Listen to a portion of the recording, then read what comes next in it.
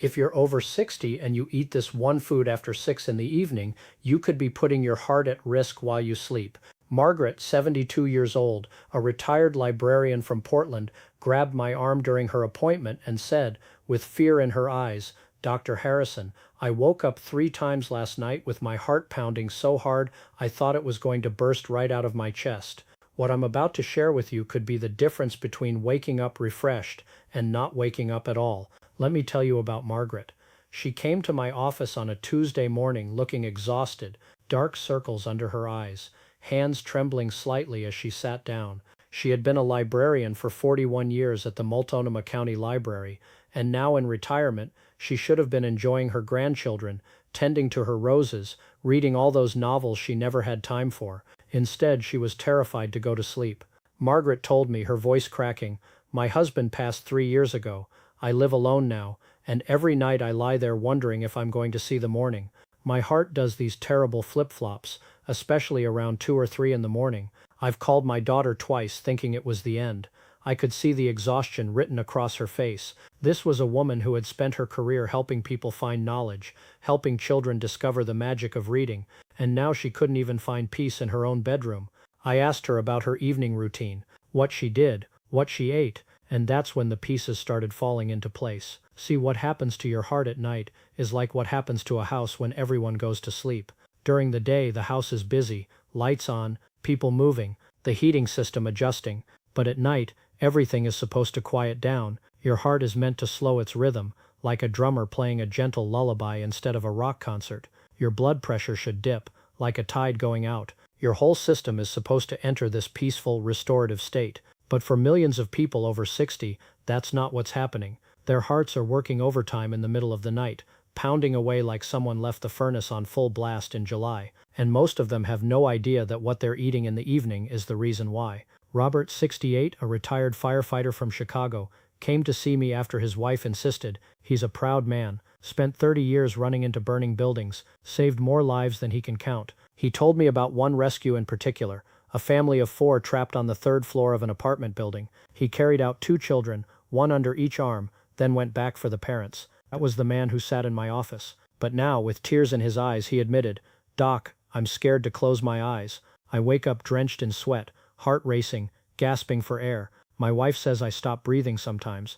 I've never been afraid of anything in my life, but this is different." His hands, those same hands that had pulled people from flames, were shaking as he spoke. When I examined Robert, his heart sounded fine during the day. His blood pressure was a little elevated, but nothing alarming.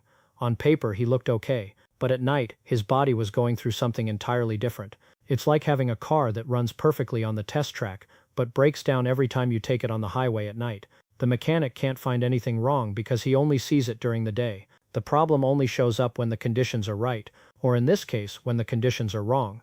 And for Robert, like for Margaret, the conditions were being set up every single evening, right at the dinner table. Now, you might be thinking, "Dr. Harrison, I've heard all this before. Watch what you eat. Don't eat too late." But here's the thing, and this is what a brilliant colleague of mine in Tokyo has been researching for over 2 decades.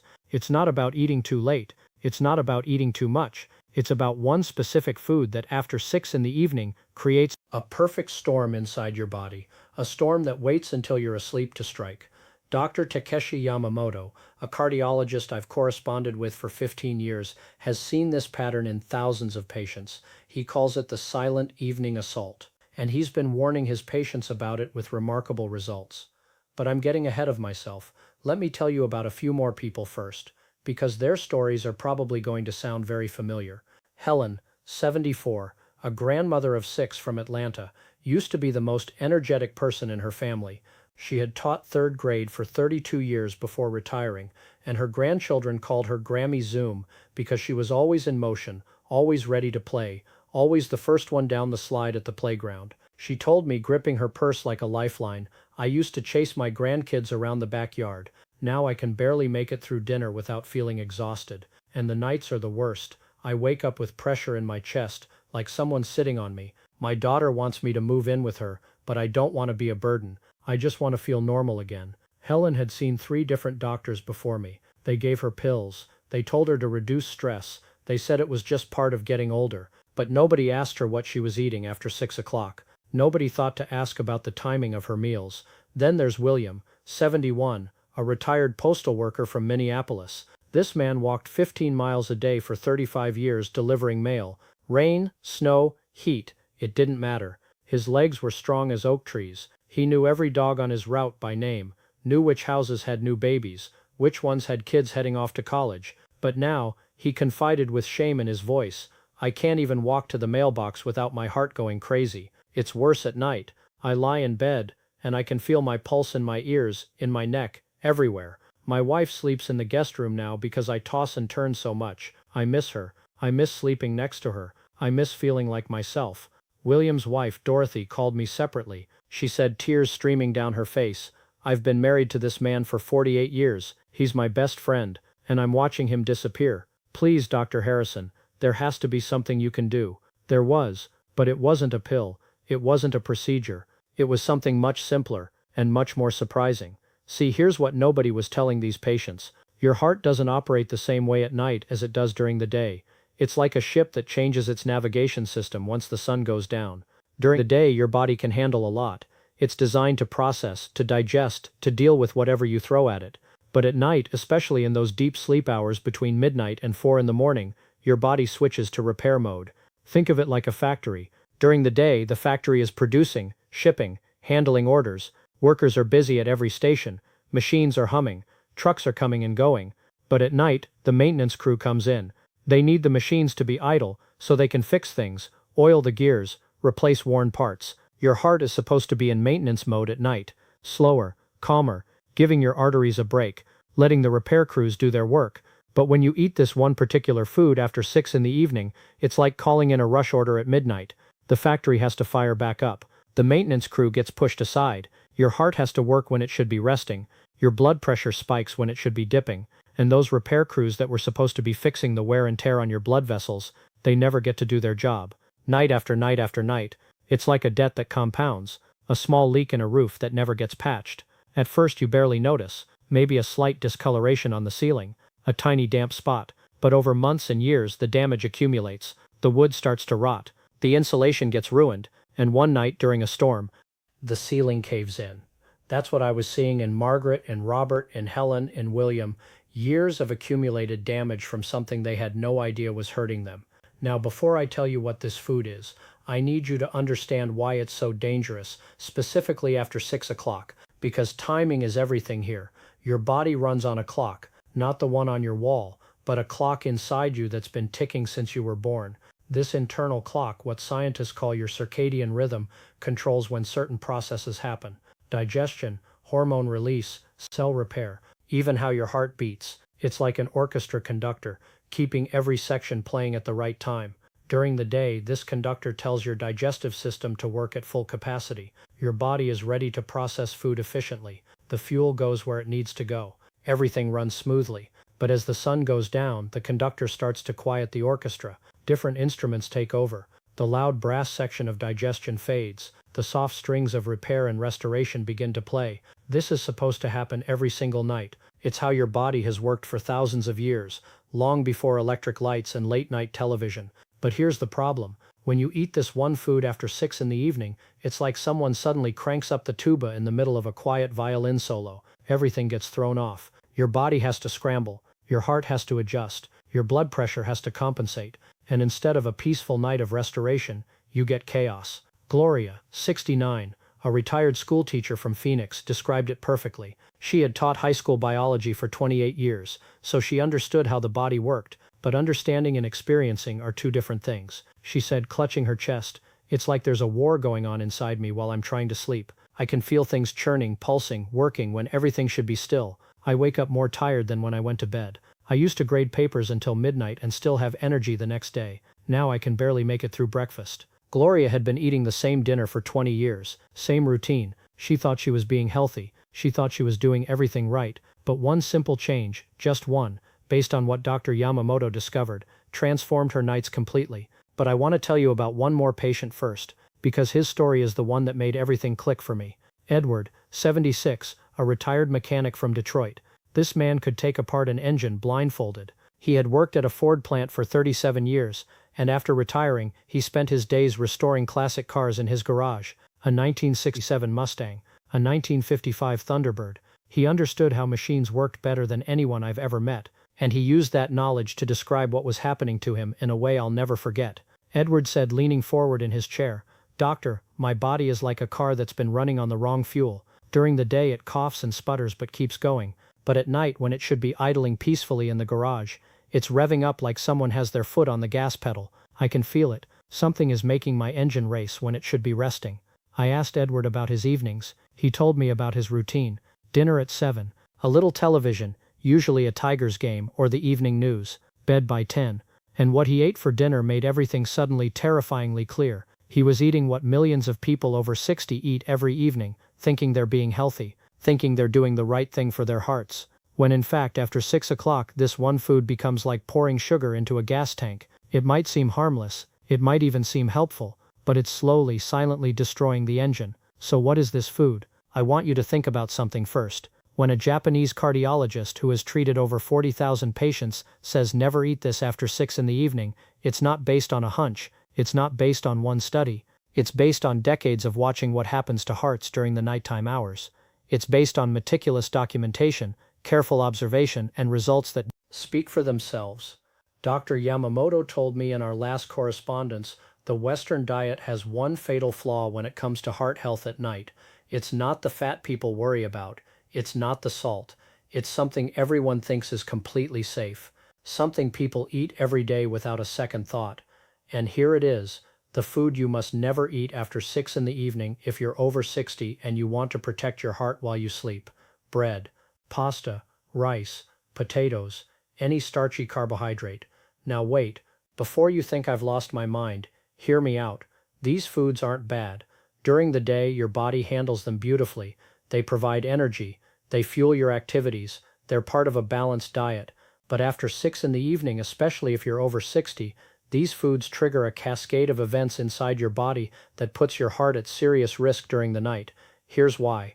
When you eat starchy carbohydrates, your body breaks them down into sugar. That sugar enters your bloodstream fairly quickly. Your body releases a hormone to deal with that sugar, to move it into your cells where it can be used for energy.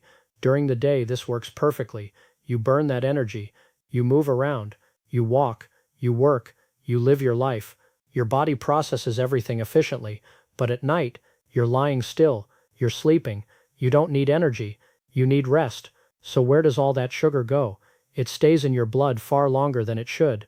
It floats around, looking for somewhere to go, but there's nowhere for it to go because you're not using it. And here's what happens next. Your body doesn't like having too much sugar floating around. It sees it as a threat, so it starts working overtime to deal with it. Your heart pumps harder to circulate blood more quickly. Your blood vessels constrict. Your blood pressure rises. Your stress hormones kick in. At 2 in the morning, when you should be in your deepest, most restorative sleep, your body is fighting a battle it shouldn't be fighting. It's like hosting an unwanted guest who shows up at midnight and starts rearranging your furniture. You can't sleep. You can't rest. You have to deal with the chaos. And by the time that guest finally leaves, you're exhausted and you've missed your chance for real restoration.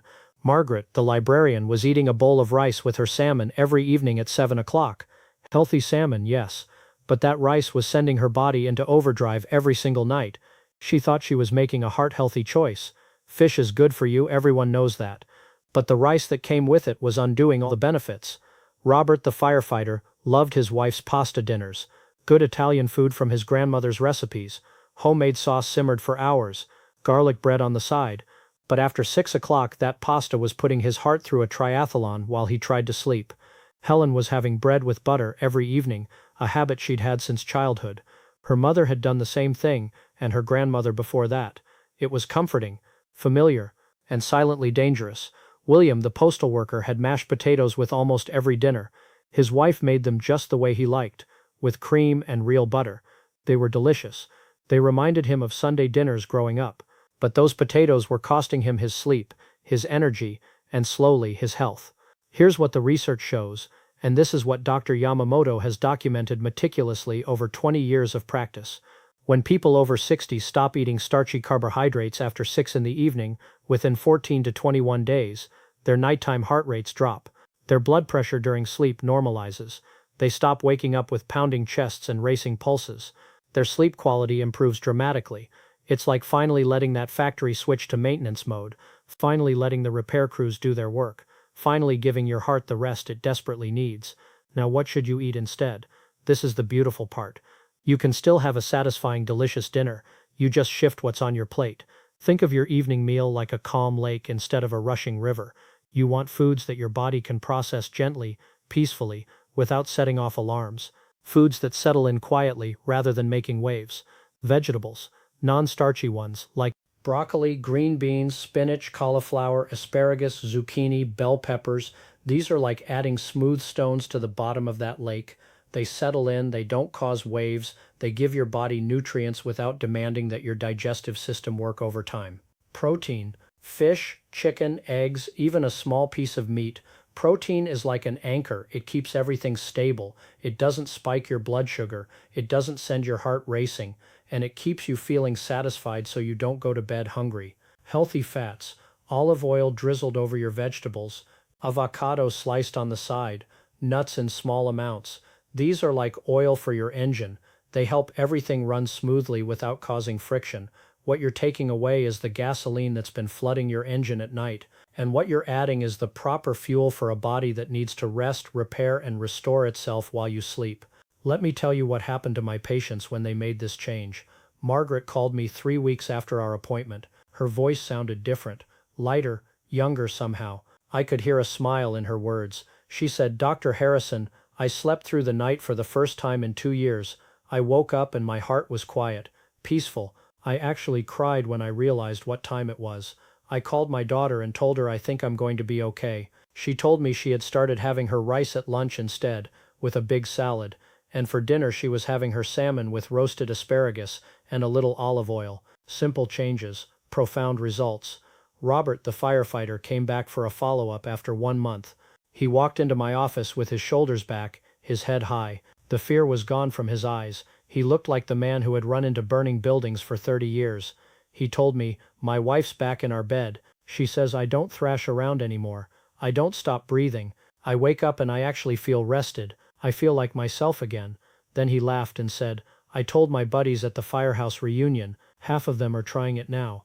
Helen sent me a card with a photo, her and her 6 grandkids in her backyard. She was chasing one of them, a huge smile on her face. Grammy Zoom was back. On the back she wrote, "Thank you for giving me my energy back. I'm living again."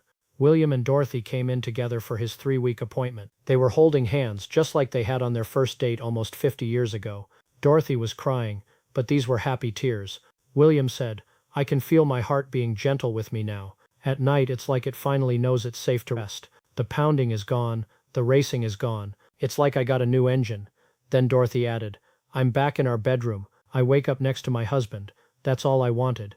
And Edward, the mechanic, had the best way of putting it. He said, "You taught me what fuel my body needs at night.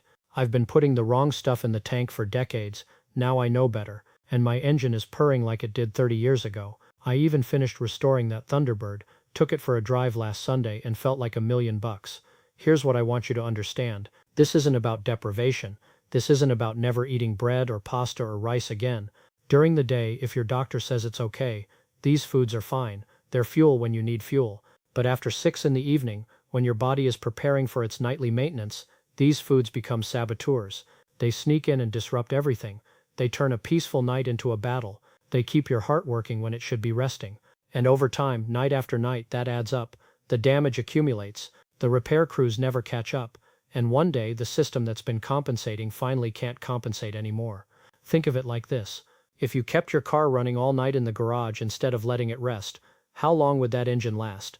If you never gave your workers a break, how long before they made mistakes, before things started falling apart? Your heart has been working for you since before you were born.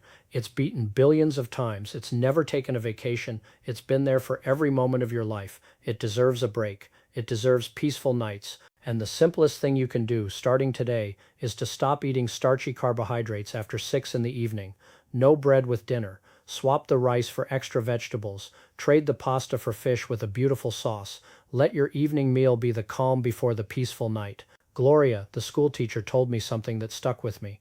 She said, "I used to think I was eating healthy. Whole grain bread, brown rice.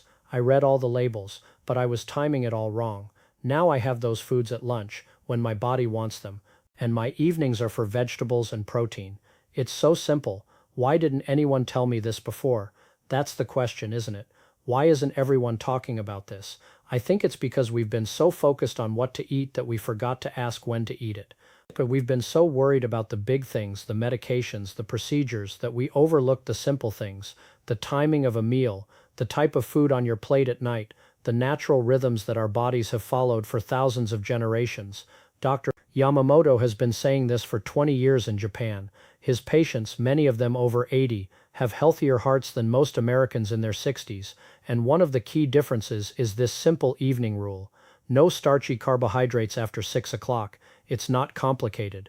It doesn't require expensive supplements or special programs. It just requires understanding how your body works at night and giving it what it needs instead of what it doesn't. I want to come back to Margaret one more time, because her story is the one I think about most often. 6 months after she made this change, Margaret came in for a routine checkup. She looked like a different person, rested, alert, happy. The dark circles were gone. The trembling was gone. She walked in with purpose, with energy. She told me, "Doctor, I used to be afraid of bedtime. Now I look forward to it. I sleep like I did when I was young. My heart is quiet. My chest is calm. I wake up and I feel grateful to be alive." She paused, then added, "I was at the library last week, my old library. They invited me to read to children during story hour. I sat there surrounded by little ones, and I thought about how close I came to missing this, all because of something I was eating at the wrong time." She took my hand and said, "Thank you for asking the right question. Thank you for listening. Thank you for giving me my nights back. That's what I want for you. Peaceful nights, a resting heart, mornings where you wake up feeling restored instead of drained. It's possible, it's simple, and it starts tonight. Look at your dinner plate. Ask yourself, is there bread, rice, pasta, potatoes? If you're over 60 and it's after 6 in the evening, consider setting those aside. Fill that space with vegetables, with protein, with foods that let your body rest. Give your heart the break it deserves. Let the maintenance crews do their work. Let your internal clock play its quiet evening symphony without interruption. You've been alive for 60, 70, 80 years or more. Your heart has been your constant companion all that time, never taking a day off, never complaining, always there for you. The least you can do is give it peaceful nights.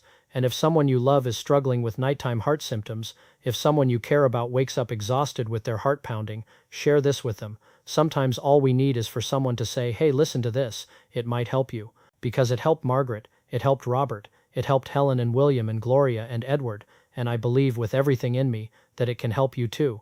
Tonight, let your heart rest. Tomorrow, wake up refreshed. And every night from here forward, remember the simple rule that a Japanese cardiologist has been teaching for 20 years. After 6 o'clock, let go of the starchy carbohydrates. Let your body heal. Let your heart be at peace. Sleep well. You deserve it.